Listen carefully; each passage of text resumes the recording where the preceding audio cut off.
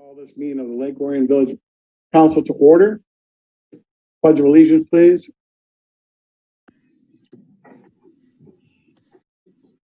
Pledge allegiance to the flag of the United States of America and to the republic for which it stands, one nation, under liberty and justice for all. I think we had like a little jump ahead there, but that was very good. Thank you. Roll call, please. President Van Portley. Here. President Pro Tem Matheson. Here. Councilmember Hammond. Here. Councilmember Hobbs. Here. Councilmember Narsch. Here. Councilmember Ranville. I You're see muted. John, but he's got us muted. Yep. Councilmember Rudd. Here. President Van Portley, we have a quorum. Thank you. Presentations this evening, we have none. I would like to say thank you, though, to Judy, I don't see your last name, and George for joining us this evening. Thank you very much. Call to the public. Would anybody, member of the public, like to talk to the village council or express an opinion regarding a non-agenda item? We have no messages.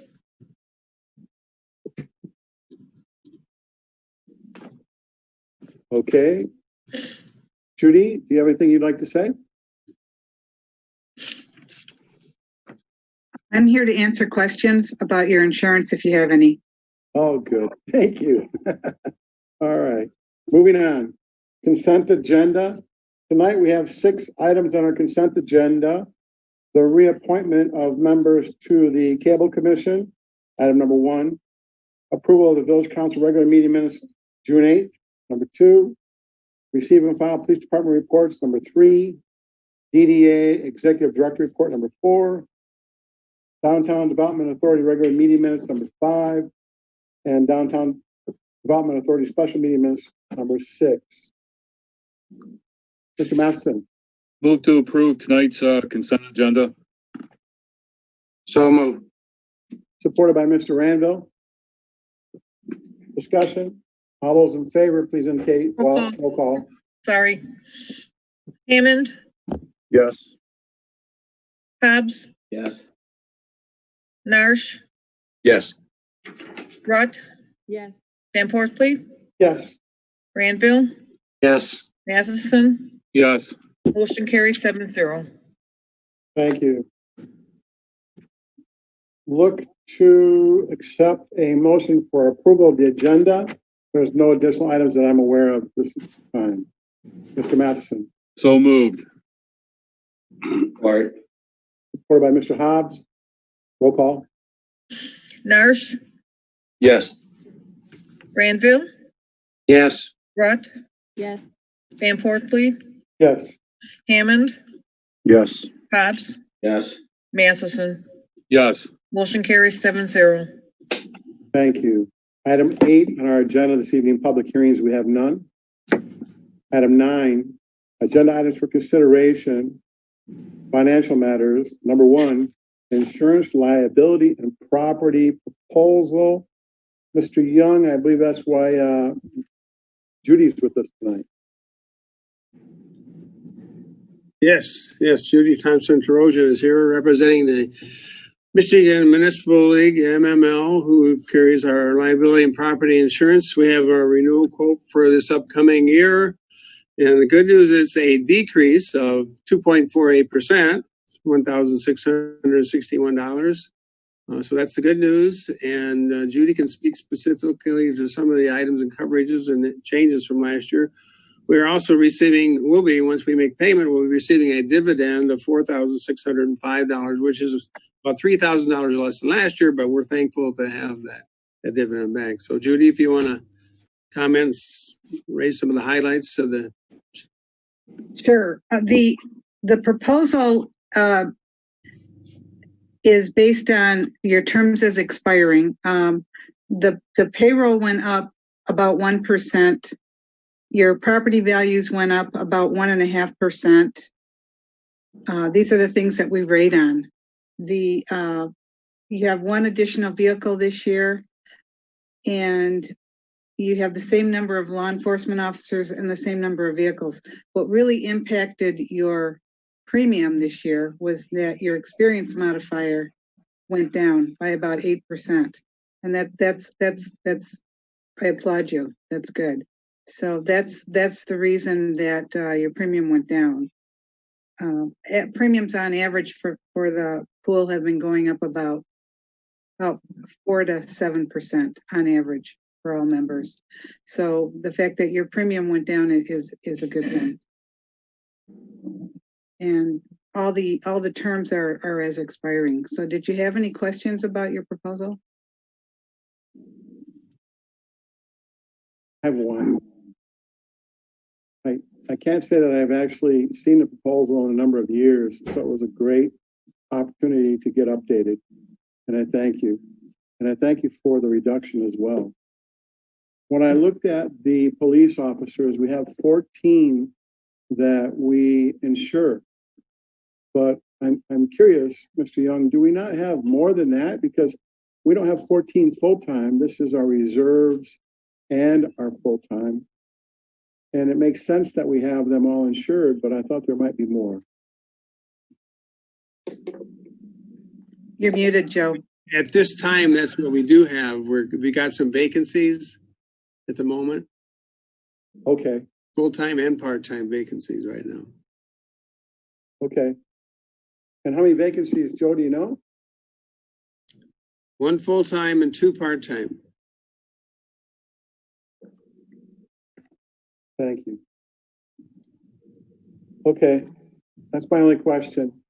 I would like to also say, I didn't realize that it covered like dams and some other things that are, well, that's what it suggested here that maybe it doesn't in our policy, but maybe you folks do.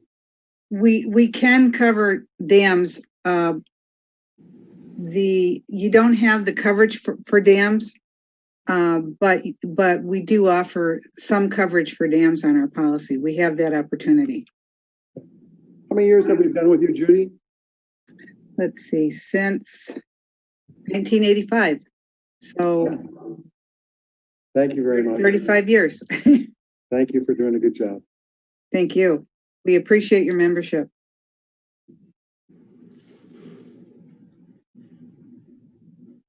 So I entertain a motion at this point.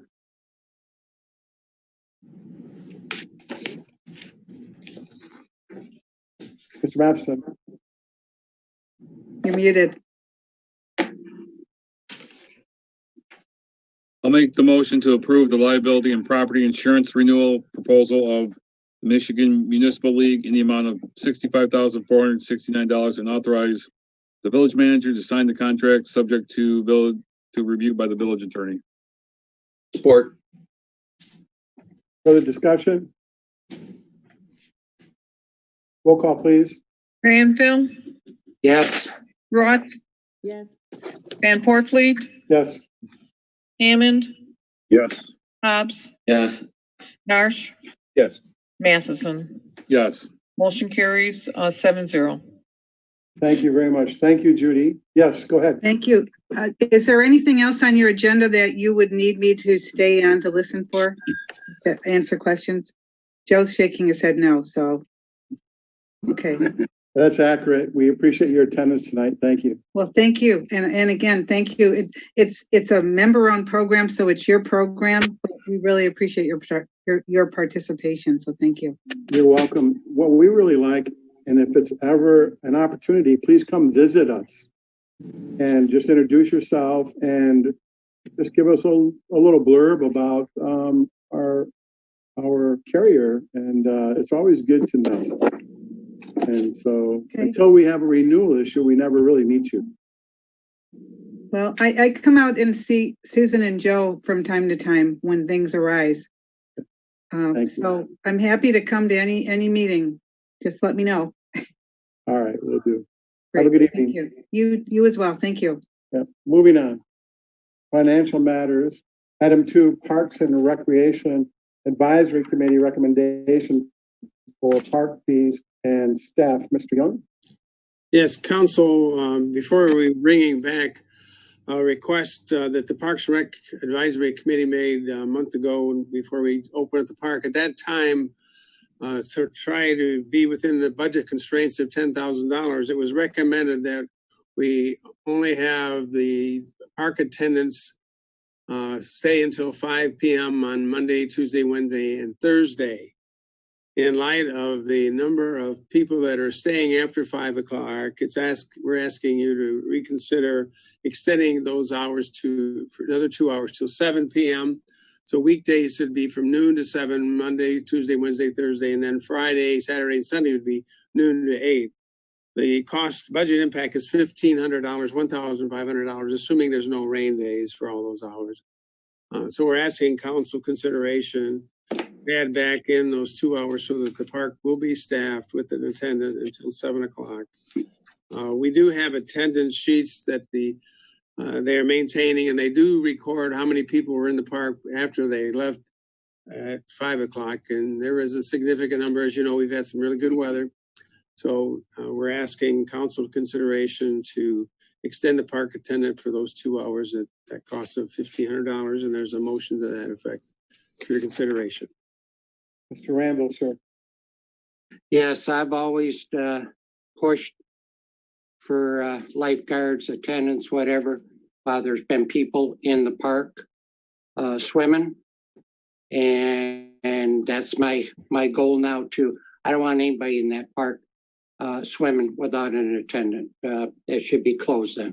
If we can't afford a attendant, it should be closed. That's my view.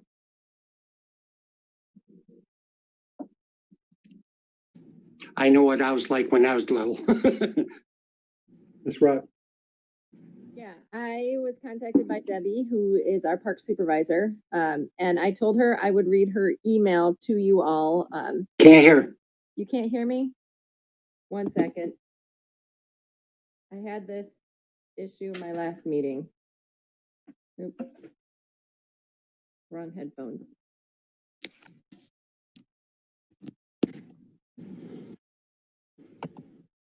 Can you hear me now with this? Can you hear me? Okay. I had Better. my last meeting where it wasn't, you couldn't hear me so well. So hopefully, can you hear me? I'm seeing. No. Can you turn the volume up? I cannot, I don't think. I can only turn my volume up. I mean, I can hear you, but it's just a low volume. But Well, then everybody listen closely. I'll try to talk loud. There you go. I'm basically shouting. Anyway, I told Debbie, who's our park supervisor, that I would read her email to the council. She said she wants to express her concerns at changing the hours. She said the staff she hired includes 3 people besides herself. They're all returning employees. When she hired them, they were made aware that they're not lifeguards, but park attendants, and that it would be 1 shift or 1 person per shift and hours reduced. She's talked with the staff, and it would be difficult to staff the additional hours Monday through Thursday because we all have conflicts now. She's trying to hire another staff person to help with the hours now through Labor Day. And right now for the month of August, she'll be practically working by herself. She said, my criteria to hire someone is they must be 18 years old and available through Labor Day. Most college students return to college near the end of August, but this year it will be earlier because of the change of their school calendar. The other problem, I believe, why I have not found an additional person to work at the beach is because of unemployment. I've heard that they're making a lot through unemployment. They're not searching for work. So at this time, she said, don't consider changing the hours the park attendants are at the beach because she can't staff them. So I told her I would read that in there. So that said, I'm in favor of having attendance longer. We have to figure out how to find an attendant to be able to staff those hours. Narsh. Teresa, would it be wise and members of council to go ahead and pass this adoption resolution with a proviso that if they can't find it, they don't need it, but if they do, the money's there? I think that's a good option. Like I said, I would like to see it staffed until 7. It's just, we need the people to staff it, and I'm not sure we'll have it right away. Okay, well, I would be in favor of, well, I'll make it. Make a motion to Mr. Hammond, recommendation to extend staff hours at Greens Park Monday through Mr. Thursday. Hammond, Oh, right. No, I'm sorry, I'm just supporting Jerry's position. Go ahead. It's a good idea. I agree. And if we do make a motion, that proviso should, just make sure that we find a way, not just increase the park hours and not have it be attended. Yeah. Mr. Young, I would hope that perhaps maybe we might get some senior citizens who might be willing to watch the park for 2 hours. So it's my responsibility to make sure we get this budget implemented. So we will follow up and do whatever efforts we can to get someone there at the park watching it. So hopefully someone listening or viewing might find an interest to come down to the park from 5 to 7 and enjoy the lake and the people. So. Mr. Young, you're very quiet as well on my computer. Normally, I don't have any audio issues at all. I'd just like to reach out to our facilitator. Maybe they could increase the volume from the participants. Mr. Ramble, you have something you'd like to say? Yes, I can vote for that as but I think until we find somebody with those extra hours that if we got to close it at 7, we got to close it at 7. I don't think they should be in there swimming without supervision. That's my stance. Anybody like to make a motion, or Ms. Rutt? Just one other comment is that I saw today on the Independence Township website that Deer Lake, that normally always has lifeguards, that they have chosen not to have lifeguards this season. It's swim at your own risk. The park is open. It sounded like they may have an attendant because it said it had to be 70 degrees to swim. So it sounded like there may be an attendant. But just wanted to throw that out there. The other communities are doing the same thing we are this year because of COVID and everything. And they said they're hoping to return to lifeguards next season. And they also eliminated purchased passes. So very similar to what we're doing. So just wanted to let you guys know that other communities are feeling is similar to what we are. I agree, but they don't have docks, and that's what's dangerous about our park. I'll like to make a motion to approve the recommendation to extend staff hours at Greens Park Monday through Thursday to 7 p.m. at an additional cost not to exceed $1,500, and to approve a budget transfer of $1,500 to Parks and Recreation wages part-time account number 101-751-708-000 from the contractual services account 101-751-801-000 with the provision that those monies are spent in the event staff is located and able to be retained during this agreement time. Support. Supported by Matheson, motion by Councilmember Narsh. I don't. Discussion? Yeah. Mr. Rambo? That's for the finance part. So it will be not staff from 7 to 8 then. Unless you can find somebody. But what happens in the meantime? Go ahead, Joe. Mr. Young? Well, right now, all the parks are open from dawn. Can you hear me better or not? Yes. Yes. Oh, They're not swim beaches, Joe. I'm just saying though, that the rules are that the council has approved to this point is the parks are open from dawn until dusk. You swim at your own risk. There's extra signs down. So that is the current policy and what the signs indicate. So whether there's an attendant there or not, you can swim from dawn until dusk. And we just made that policy then. Without park attendants or lifeguards. Yes. Oh, we did. Okay. I don't remember it. And Mr. Yar? Go ahead. Go ahead. I was just going to say, and that was in support, if I recall correctly, and I'll stand corrected, but that was in support of our attorneys too, that as long as we have that signage, it actually is, and I know it sounds strange, but it's a less of a liability to have the signs than it is to have attendance. And that's the history of liability in these parks. That's why a lot of communities are doing it, also because they can't get the help. But as long as we have those signs, we're okay. I mean, we don't want to see an accident or a tragedy happen in any of our parks. But it is with the support and my understanding, the guidance of our attorneys, that's proper. Yeah, one other thing I wanted to add to that too was that we did this last year as well, and that we opened the park at dawn, but we didn't have the lifeguards until noon. So people could swim before the lifeguards got there last year as well, and after the lifeguards left. So this isn't a new thing. It's that people could swim without a lifeguard or a park attendant. It's just this year we've shifted from a lifeguard to an attendant. Okay, Mr. Hobbs. Ruck? I'm just wondering why have an attendant at all? Oh, Right. The way it sounds, you know. If I could speak to that, Okay. the attendant cleans up a lot of goose poop. When I was there last week, the attendant probably I got there at noon and she spent a half hour cleaning up goose poop for the first half hour of her shift.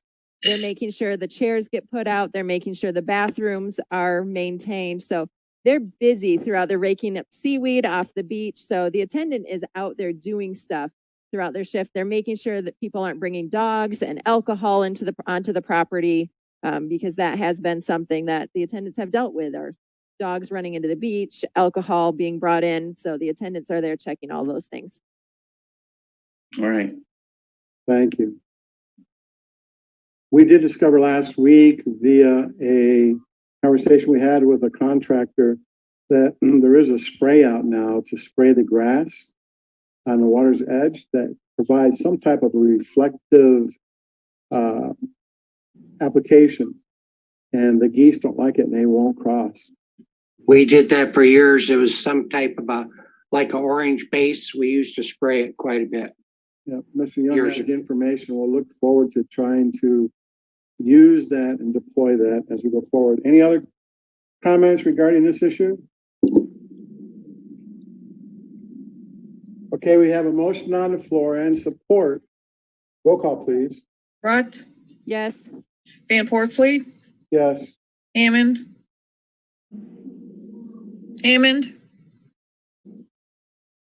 Okay. Hobbs? Yes. Granville? No. Matheson? Yes. Narsh? Yes. Motion carries 6-1.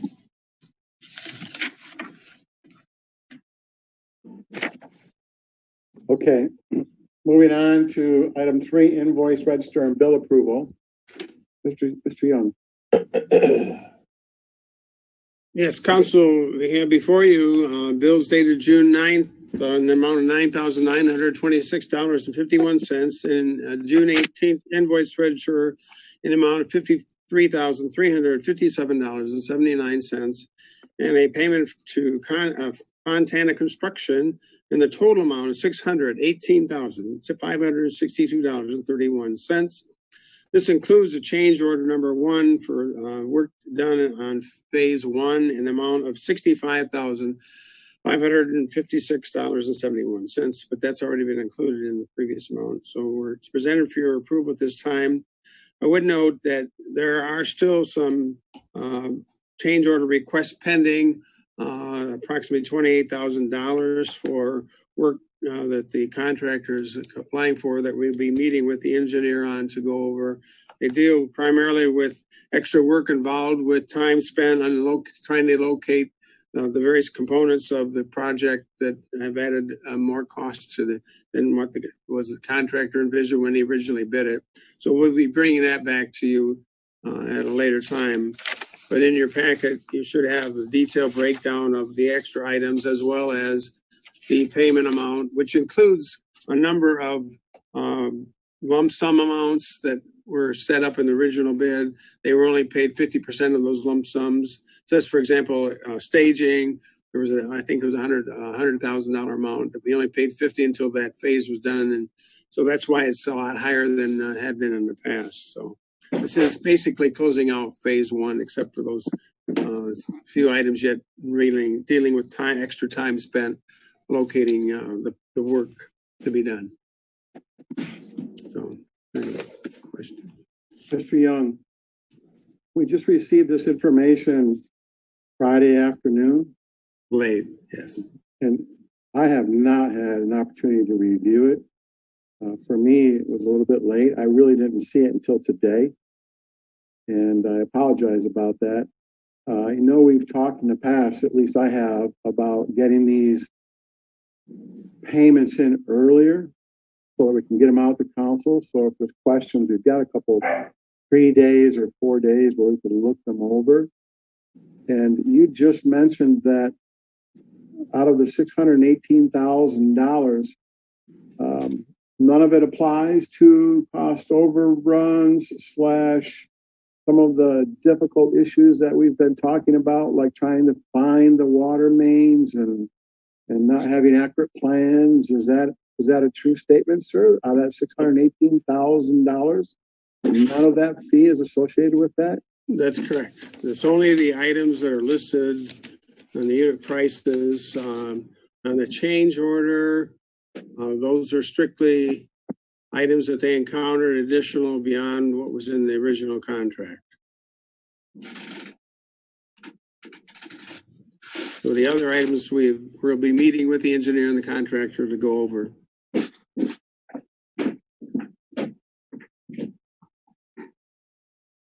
Mr. Randall, sir.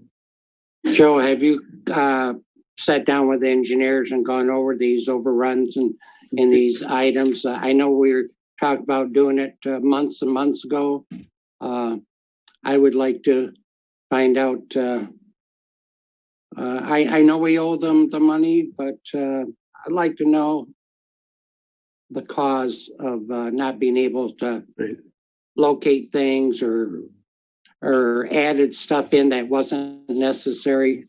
And I know some of it was from the engineering firm. So be nice to be able to sit down with engineers and go over some of that stuff. Right. Or go over it with Fontana, whoever. You need to talk to somebody. Right. Well, Mike McDonald, I believe, is on here. Mike from HRC. I believe he's on here. He's muted right now, but there he is. Oh, yes, I am, Joe. And hey, Mike. Council, how is everybody? Good. Great. Thank you.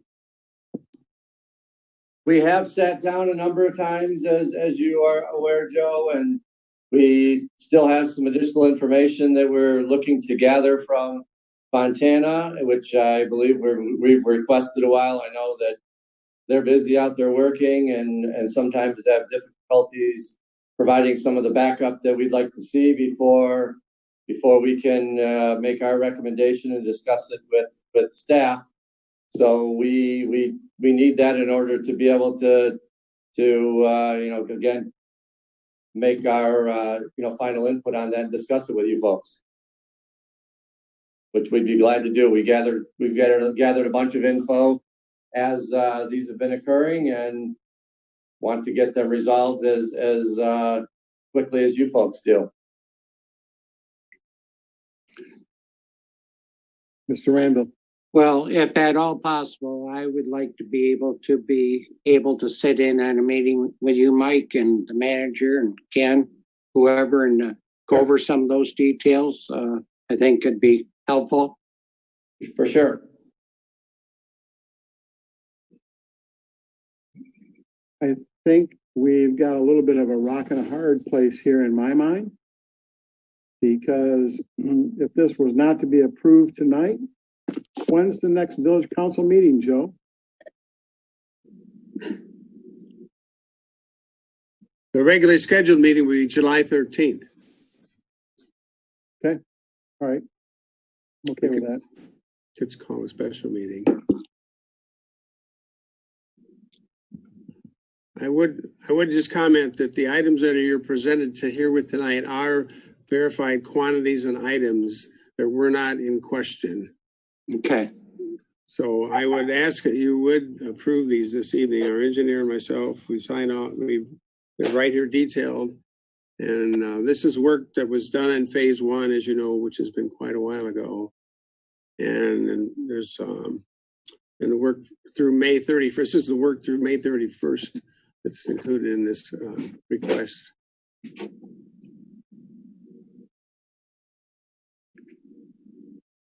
Well, Joe, So you're- my understanding, Go ahead, that Mr. there is no overruns or the change orders in this payment that we're gonna approve tonight? There's a quote change order. I'm sorry. There's a change order number one of $65,556.71, which is detailed in your packet. If that's the money that's in question, why don't we just table that to the next? Well, Maybe we can get together before and pay the other bill. the money in this change order is not in question. The engineers and myself agree. There's another $28,000 of claims which you don't have, which we were going to review, and we'll sit down with the council members as appropriate to go over and consider that at a future meeting. Okay. Mr. Young, is that change order just for unit items only? Yes, it is. It's detail on your page. What do we got to do going forward to try to get this information quicker, better, sooner? Well, I can only pass that on as soon as I get it, which is, we're going to be addressing it with Mr. McDonald and HRC. I will be sure that we get that to you quicker. I apologize if that's something that we've been requested to provide sooner. I know that Eddie works closely with with the village and with our inspector and the contractor. So I don't know if it comes to him late or not, but if that's the case, then he needs to press others to get it to him more quickly so that it can get into your hands quicker. So I apologize for that if it's gotten into your hands later than you'd like so that you can review it, which I totally understand. Mr. Young, are you nodding in agreement that we're not receiving the information soon enough, fast enough? Is that? Yes, we need it on Thursday, not Friday after 5 o'clock. Joe, you should get it on Monday. So you can review. Well, this one is delayed because, as I said, this is for work through May 31st. That's, that was 3 weeks ago that this work ended. So we could have had it sooner. And the information is from the field inspection reports. That quantities are come from the inspection report. So they verified with the contractor and the engineer. So everybody's got to work together to get them out. So we just missed it by, 24 hours. So shame on that. We will make that happen quicker. My apologies.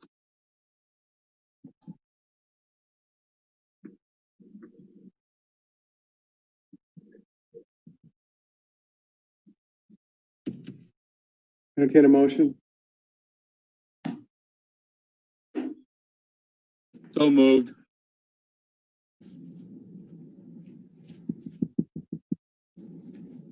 Support. And that's to pay the invoices as presented with the additionals. Yes. And I think also with the understanding, well, I didn't make the motion, so. I'll amend if you've got something to add to it. I was just going to say with the understanding that before the next meeting, there's a sit down as Councilman President Van Portfleet has requested, and Councilman Randall and Manager Young with possibly of Mr. McDonald as well, or Eddie, for the next set of invoices or change orders that aren't included in this. I'll amend to include that. And support with the amendment. Any other additional comments? Joe, just because we need to have data by Thursday for council agenda items, I don't know how that gives you enough time to really scrutinize it. I think that we should still be getting it prior to that. When you use that statement, they only missed it by 24 hours. I don't think that's sufficient for me. We need to have that data Monday, Tuesday, so you can even look at it. I mean, I would like to look at it prior to that. Mr. Randall's asking to look at it. This is not the first time. Last time we did this, I said I would not support just because of the timing on this. And I'm going to tonight because you're asking and you've scrutinized it, and I'm not going to distrust that fact, but I won't again going forward.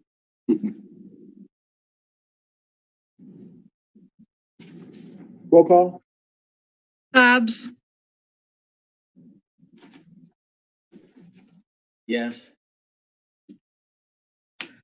Granville, Yes, Ruck, Yes. Van Portfleet, Yes. Hammond, Yes.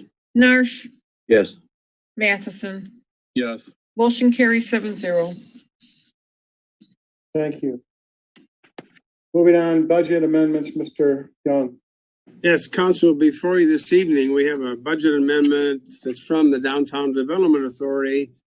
And it's a total amount of $44,730 budget amendments. And it's basically summarized on page 110 in your packet, where the DDA has reprioritized some of their expenses in light of the economic impact that the COVID-19 has had, and identified a number of things that they want to do to deal with, as it indicates on page 110, events for safe distancing, which involves the events that they're looking at outdoors, the gazebo series, the DJ on Thursday nights, and then on the first Friday every month having a Friday night block party type event downtown.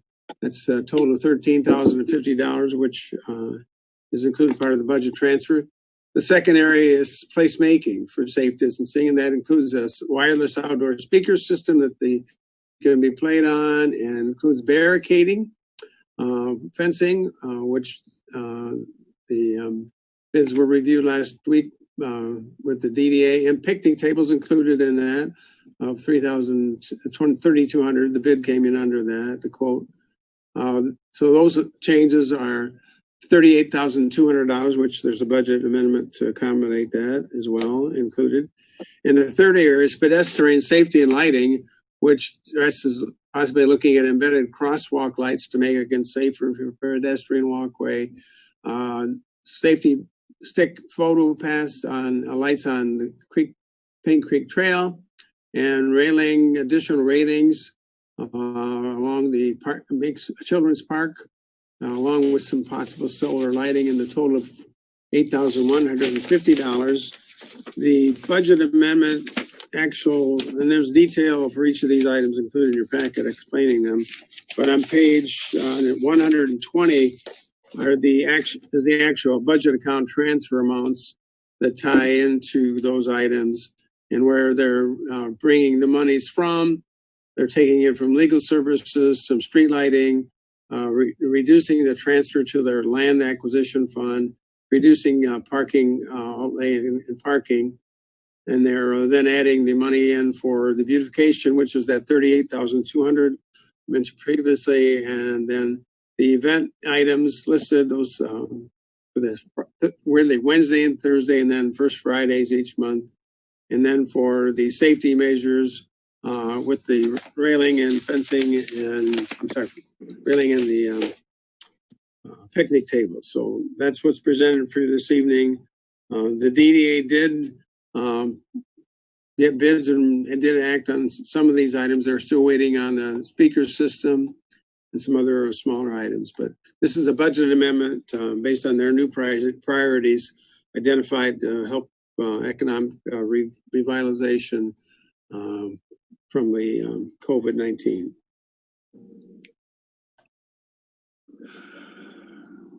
Right. Just a quick question. I don't know if I missed it. Do you know where they wanted to put those the flashing pedestrian light? I don't recall seeing it in there. Embedded crosswalk lights. There was one they were going to try. I'm not sure exactly. I don't recall right now. Mr. Hammond. So just to be clear, this is a line item rebalancing as opposed to a budget increase? Correct. Thank you. That was my question too. So thank you, Ray. Mr. Hobbs. A question on the speakers: to how loud are they regarding the residential area, and the times that they'll be on? I don't have an answer for that, but I do know that the specifications for the speakers require that each speaker volume can be controlled separately from the others. So it's something that they'll be monitoring, addressing on that. So we'll bring that up to their attention and see what standards we need to apply it to make sure that it is not infringing on the residential area and doesn't violate what our sound ordinance is at this time. Okay, And that's our current noise ordinance. And tomorrow at 3 p.m. at Children's Park, there's a demonstration for all council members. Please try to attend. Mr. Randall. Are these speakers portable? They can be moved around throughout the season? Yes. Yes. So you really don't need them at the gazebo. Everybody furnishes their own sound equipment. So this for like Christmas music downtown or an event over to whatever, Well, Dragon on the Lake or whatever. mhm. And the picnic tables are for where? At village property, the Children's Park area, I can't remember some at Greens Park, since there's not that many at Greens Park. Additional, okay. And to be utilized by businesses for outdoor seating. I'd make a motion to approve the purchase of outdoor speakers not to exceed $30,000 and pending a final agreement from vendor and or approve an allocation of $5,000 towards a uniform barricading system. That's the wrong motion. Is it? That's the DDA's motion. Gotcha. We just need a budget amendment, no motion on page 107. There you go. Make a motion to adopt the budget amended as requested. Thank you. I'll support.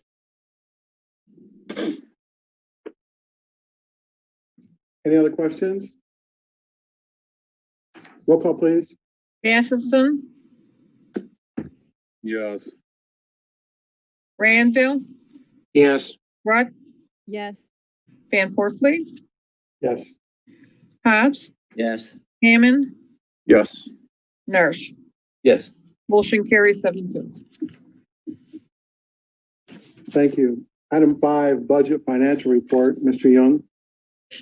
Yes, Council, this is the May 31st budget report, including through May of the various funds. It also includes the balance sheets as of May 31st. If there's any particular questions or nothing to highlight this time, we're the next to last month for our fiscal year end, so we're getting things in order, close out the year and get ready for our audit. So everything's in order. Looking good at this point. Nothing that we had anticipated is we of course are anticipating reduction on our state sales tax and gasoline tax and of course the water and sewer revenues, which we'll be addressing. So, move to receive and file. Support. Motion by Hobbs, supported by Matheson. Questions, discussion? Roll call, please. Hammond, Yes. Narsch, Yes. Randall, Yes. Rutt, Yes. Van Portly, Yes. Matheson, Yes. Hobbs. Yes, Motion carries 7-0.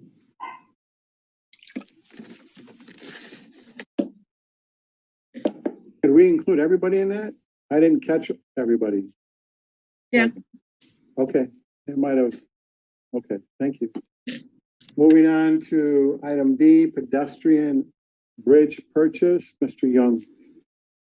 yes, Council, before you this evening, we have an agreement to purchase a used bridge from Independence Township that they made available to us. It's a 40-foot length, 10-foot wide bridge that they are having replaced and therefore do not need the bridge any longer. They are offering at a price of $20,000, which is approximately 50% of the original cost. The agreement provides that for the $20,000, we get the bridge and it is delivered to the village. So we will be having them deliver at the end of Washington Street, South Washington Street, where we would be looking to install the bridge. And so that's what this agreement is for. Our attorneys reviewed it. We do have proposals from our engineers regarding the installation of the bridge, which we will be following up on. This bridge project originally was looked to cost $137,500 contingency for a concrete bridge. But we're able to get even though it's a wooden deck bridge, it's at $20,000 plus installation, which we don't have a number on that just yet. But the engineering, we got a proposal from Hubbard and Clark. I don't know if Mike's still here or not. Yeah, Mike's there. I see a picture of you now, Mike. So we did get a proposal on that we'll be reviewing and looking to present to council for consideration. Mr. Randall. Are we seeing how we're getting this 10-foot wide and it's wider what we had in the foundations down there? Are we gonna re-pour or add to what we have prior to the delivery of the bridge? So once you take it off the truck, it could be placed? I don't, Mike, I don't know if you want to speak to that or not. It twice. Right. Well, that'd be great if we could coordinate because I think it's not until the fall that they're looking to move the bridge. So we got so time. We have some time. Mike, great. I can't hear you. Mike's muted. You're muted, Mike. All right, is that better? Sorry, everyone. Good. Technology sometimes is but system's working pretty well actually for you guys. Looks good. I'm glad you're able to make this all happen. But that would be the goal. It really depends on timing, as I think you mentioned, Joe. I think they're looking to move it sometime in the fall. So it really depends on when we can get this permitted and get a contractor in place and get award through council and everything. So that would be the goal. But if not, if they could even just deliver it to the close proximity to where the bridge will be placed, then it would be pretty simple for the contractor that's installing the new abutments to lift and put that into place at that point. So I think the goal would be to make that happen. But if not, we can get it close by. That would be real handy and convenient as well. Very good. Entertain a motion.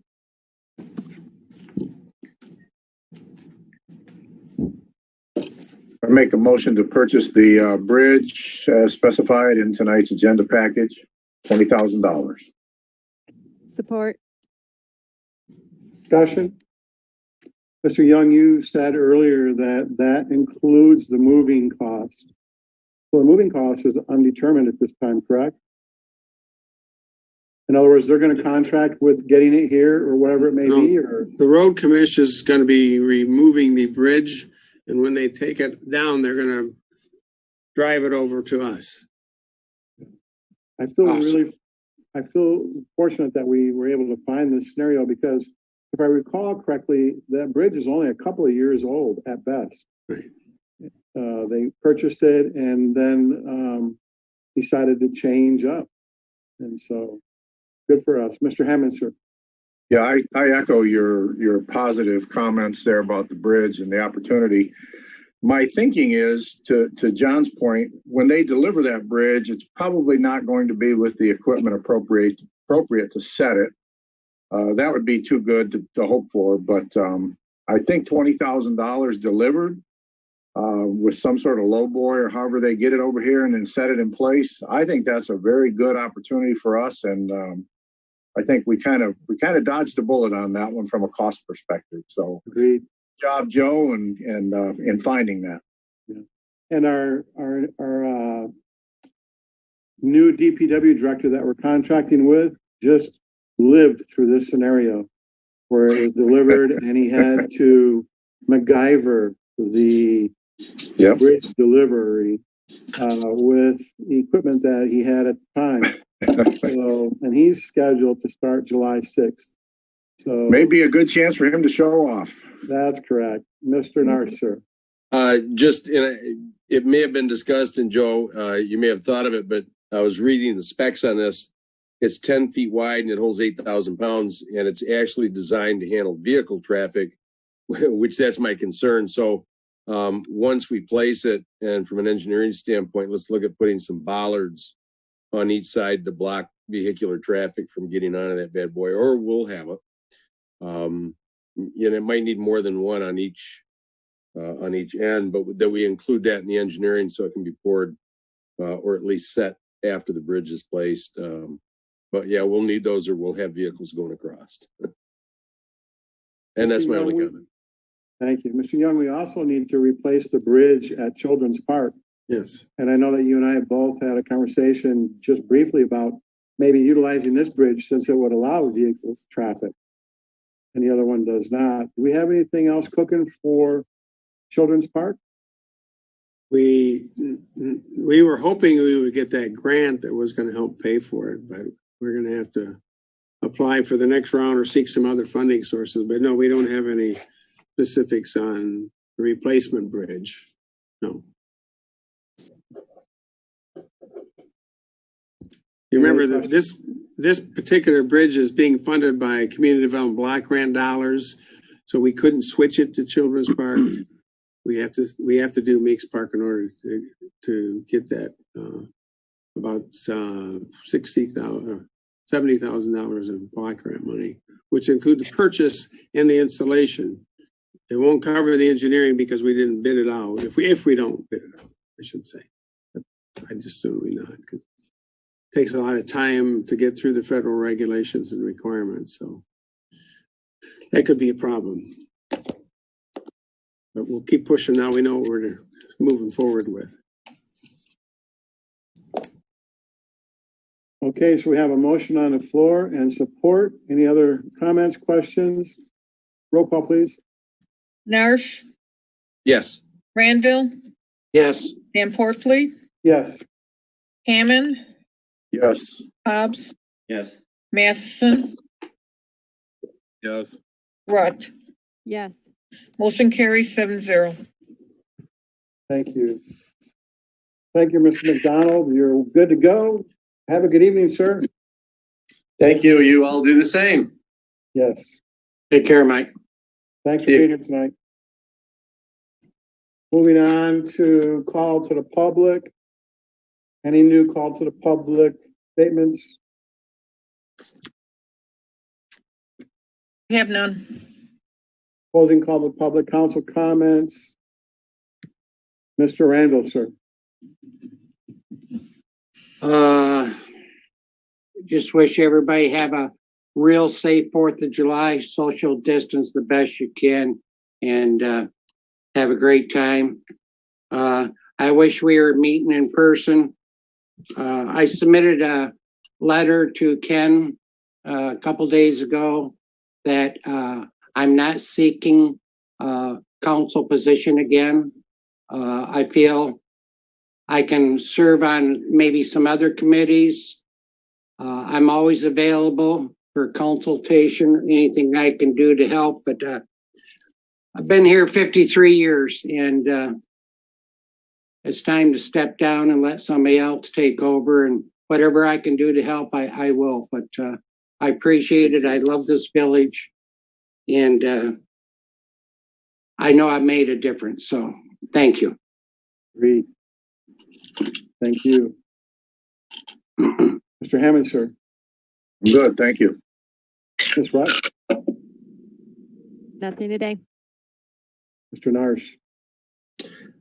Just comment on John's 53 years. It's a long time serving the community. He's done it well, both as a DPW employee, DPW director, superintendent, and as a council member. And proud to work with you and serve with you, John. And I know you've been an asset to the village all these years. So great to have you as a neighbor too. So also, I would remind and ask everybody in the village to please consider, if they haven't, to get their census caught up. Those are real dollars that we're losing. And it's really simple. And, you know, it's not big government stuff. It's that important to the community.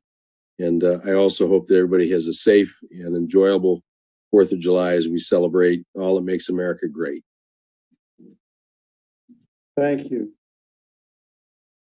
Mr. Hobbs, sir. Come on, John, you can do 2 more years. Do it at 55. Well, if somebody doesn't fill in and you're short one, maybe I'll consider, but if you got 4 running, that's enough. But anyway, when are these virtual meetings going to be over with? Is it next month? Well, we've been talking about that a little bit on and off. Uh-huh. And right now, the governor has extended it to the end of July. And it's one of my council comments this evening about what we'd like to do going forward. We're doing everything that we are mandated to do to reach out to the public. And Mr. Denelise is watching us this evening, and we've got a couple other people as well. So what would the council like to do? Stay with the governor's orders, or would you like to start going back to open meetings in the month of July? Joe, do you have a preference? You'd like to say anything about that right now? Either way is fine with us. Mr. Hammond, sir. I prefer the Zoom meetings. I have recommended to Mr. Young that we maintain virtual through the month of July and then resume after that. Anybody else have any other opinions on that? Fine with me. You just don't want to get out of your seats. Don't want to drive, all that driving. I think for me, if we had high in-person attendance as a normal, and we don't, then I would look to favor that. But we're here, we're available, the public's welcome to attend. And so to continue practicing or providing our meetings with the abundance of caution is good. Okay. I was just wondering, are the elected officials in Lansing, are they meeting in their chambers? Don't know. Are they doing it virtual also? Virtual is what I believe. I think they are everything except the actual vote. I think the votes are in person. Okay. I could be wrong. Is that it, sir? Yeah, I was just wondering what's good for the goose is good for the gander, so. Mr. Matheson, sir. I've got nothing tonight, thank you.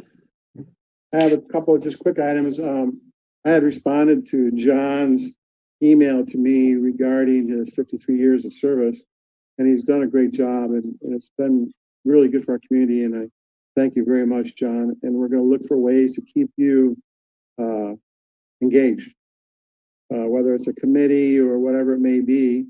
And he had indicated that he'd be willing to participate that way, and so we will. The census is up to about 71% last I saw, and we lost some of our signs out on M24. And so, yes, our community, please continue to fulfill the census application. And again, all it really needs is how many people in the household. Doesn't need to know your occupation and what your origin is. That's not required for it to count.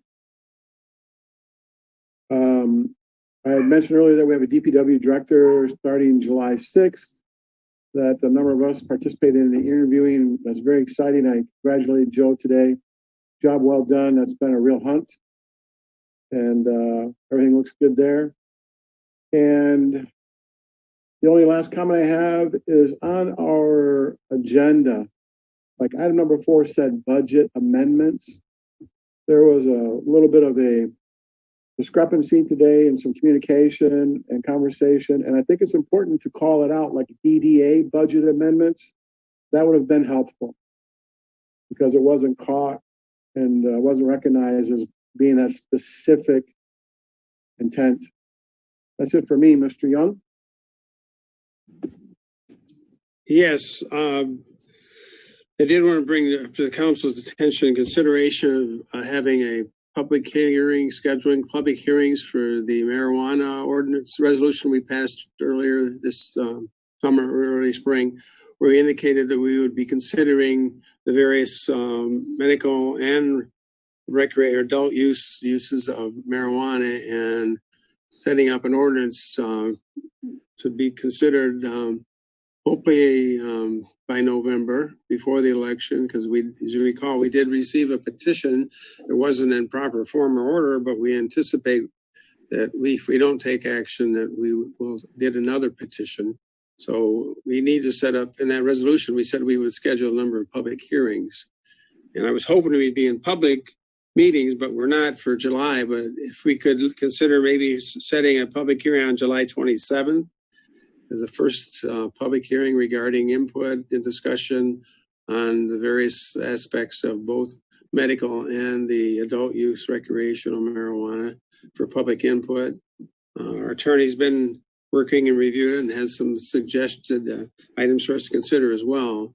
So I'd at least consider it so we can move along to have a number of public hearings, because once you develop an ordinance, then you have to have another public hearing and second reading. So it takes a month once you determine what it is you're looking to consider. So before long, we'll be in November and we won't have something unless we start the process sooner, not knowing what level of discussion may be necessary, depending upon what the different aspects of the two laws, both medical and adult use, that we might want to have considered. So I'd ask council to consider that. And also, in the event if we don't have a public hearing, that look at rescheduling the next two meetings virtual till 7 o'clock instead of 7:30. We can do that by appropriate public notice to change the time to 7 o'clock instead of 7, if you'd like to. So just those two issues. Narsh. Joe, with that public hearing, are we able to, as a matter of procedure, are we able to provide the public with input on some of the proposals or the expectations, if you will, of what the community will benefit from some of the proposals? Or is it just static on the law and getting opinion? Or are we able to share kind of what the expectations of what a developer would do for projects in the village and benefits back to the public? Can we share that? We would only want to be sharing what the law provides for relative to fees and that potential developments, because we know we had a proposal back since September that was formally presented, but there's others that have just been discussion. So I think it might, I think our attorney, if she was here, probably be jumping up and down saying you can't be looking to favor any one development. You have to have something that's content neutral, so to speak. But I understand what you're saying. We could express there's the potential. That's what I'm asking. Okay. Is I see questions being asked from the public, and I think it fair that they ask those questions, but I think it fair that we're able to kind of honestly answer kind of the scope with what some of the proposals or what the expectations of the village would be. We don't have to define it or favor anybody, but as long as we can have that conversation legally and openly, I think it's to the benefit of the public. Okay. Well, we need to fully disclose what the possibilities are, could be for them to consider, to know, to make a good decision on which way they want to go or not go. I think the public needs to hear that. Yes, I think it parallels what we may choose as the criteria. Yes. In our selection process. So if we were to say it must be a new development on a blighted area or something like that, I'm just shooting something out there, then that's a benefit to the community. And there are, we do have ordinances and criteria that other communities have established that we can consider, where they give points for certain things. They're objective, they're not subjective. They're points based on different aspects that, again, our attorney could present for council and the public to consider as those that we would want to consider meritorious of consideration if we were to award licenses or not. So is there a need to do this at the meeting prior to the July 27th or no? Well, we have to give notice for public hearing and we don't have enough time to give appropriate notice prior to that time, correct, Susan? That's correct. We'd have to make a motion to set it today. For the July 27th one. Otherwise, it'd be August 10th is the next regular meeting. Now, you Right. can always schedule special meetings, as you know. And Our next meeting is scheduled for what date, Joe? it's July 13th. Okay, so 15-day public notice, July 30th fits the criteria.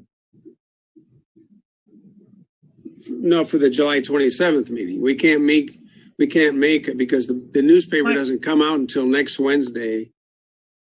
The newspaper doesn't come out until next Wednesday. And there isn't 15 days between that Wednesday and the next council meeting. There's 14 days. Yeah.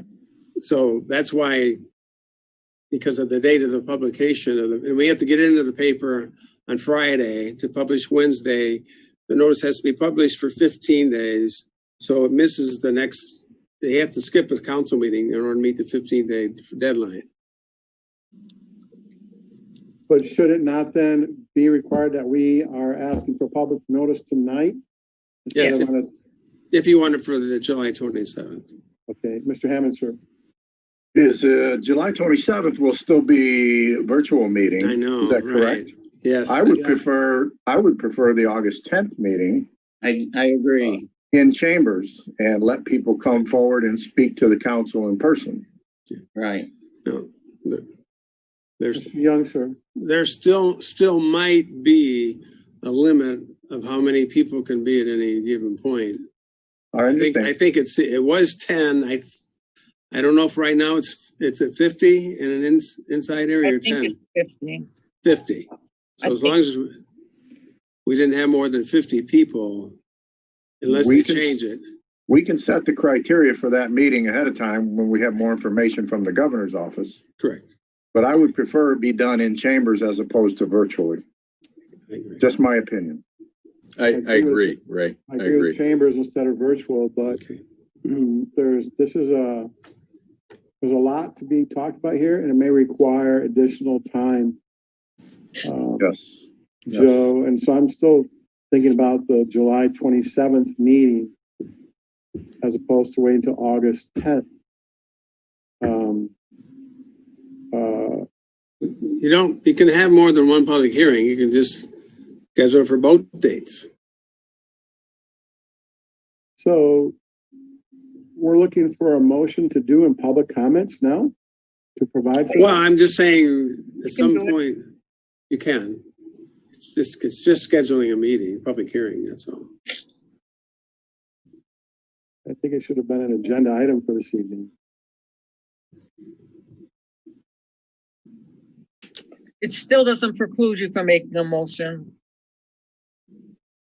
Well, I'll make a motion that we have a public Zoom hearing on July 27th and a in chambers public hearing on August 10th for the purpose of discussion of both recreational adult marijuana use within the village.